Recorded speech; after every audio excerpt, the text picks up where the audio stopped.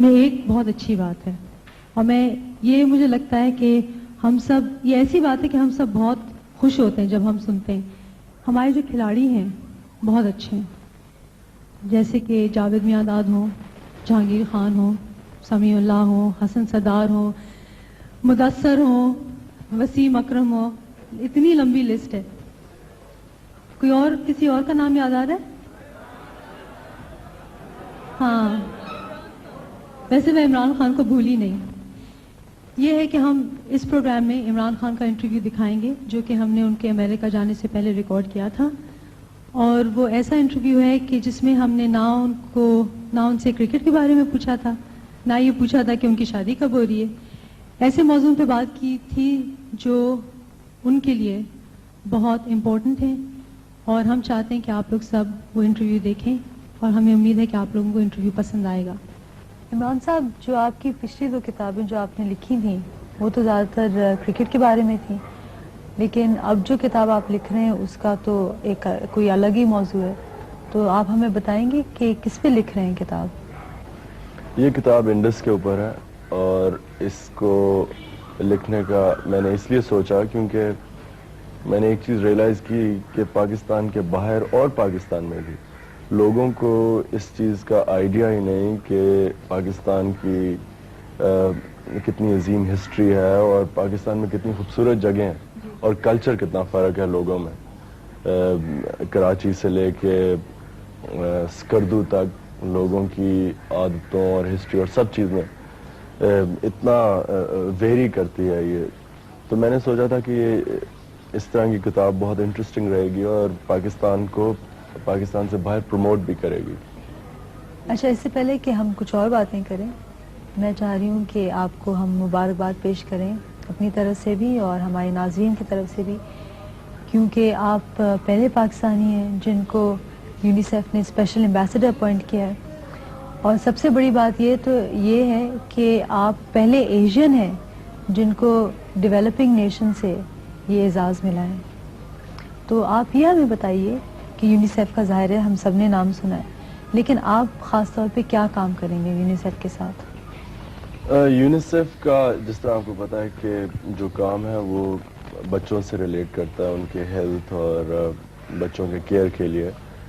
تو میں بھی اس کو ایک بہت بڑا فخر سمجھتا ہوں کہ مجھے یونیسیف نے اس قابل سمجھا کہ میں ان کی کسی طرح بھی مدد کر سکتا ہوں، کیونکہ میرے خیال میں یہ بہت ہی عظیم آرگنائزیشن ہے جو ساری تھرڈ ورلڈ میں بچوں کے لیے جو بھی وہ کر سکے کرتے ہیں. ان کے بہت پروگرامز ہیں.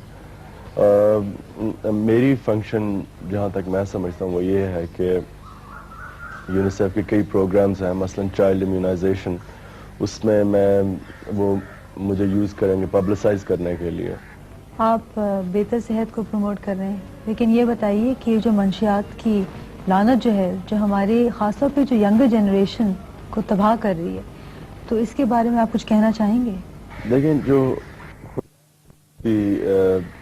کسی انسان کو بھی سب سے بڑی نعمت دے سکتا ہے وہ صحت ہے، اور مجھے اس چیز کی نہیں سمجھ آتی کہ جب لوگوں کو پتہ ہے کہ منشیات سے صحت کے اوپر کتنا نقصان ہو سکتا ہے، اور صرف ایک انسان کی نہیں بلکہ پورے خاندان تباہ ہو جاتے ہیں، تو مجھے اس چیز کی نہیں سمجھ آتی کہ پھر بھی خاص طور پہ نوجوان لوگ اس چیز کے اوپر کیوں جاتے ہیں. اور میں صرف ایک ہی ایکسپلینیشن ہے اس کا، اور وہ یہ ہے کہ لوگوں کے پاس ٹائم بہت ہے جو ان کو سمجھ نہیں آتی کیا کریں، یا بورڈم فیکٹر بہت زیادہ ہے. عمران خان، آپ ریٹائر کب ہوں گے؟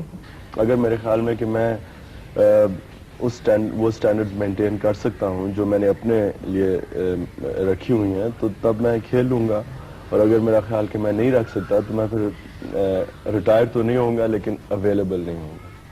عمران صاحب، آپ ہمارے پروگرام میں آئے، آپ کا بہت شکریہ.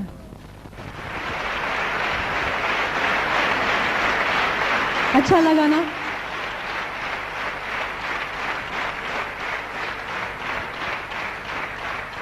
آپ لوگوں سے ایک بات پوچھنی ہے. اگر کوئی آئے اور یہ کہے کہ مجھے آپ کو نقصان پہنچانا ہے تو کیا آپ خاموش تماشائی بن کے بیٹھے رہیں گے؟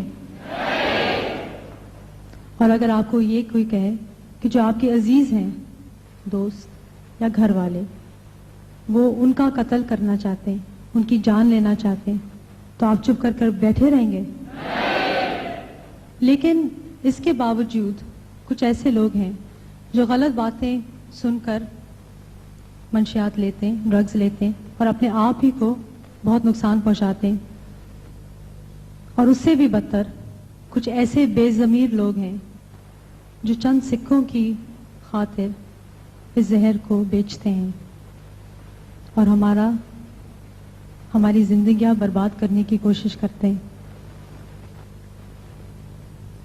تو میں سمجھتی ہوں کہ ہم نوجوانوں کو اپنا معاشرہ صاف کرنا چاہیے. یہ جو لعنت ہے اس کو نکال کے پھینکنا چاہیے. ہمیں شیر بننا پڑے گا. نہ ہم منشیات کے شکار بنیں گے، نہ کسی اور کو بننے دیں گے. ٹھیک کہا؟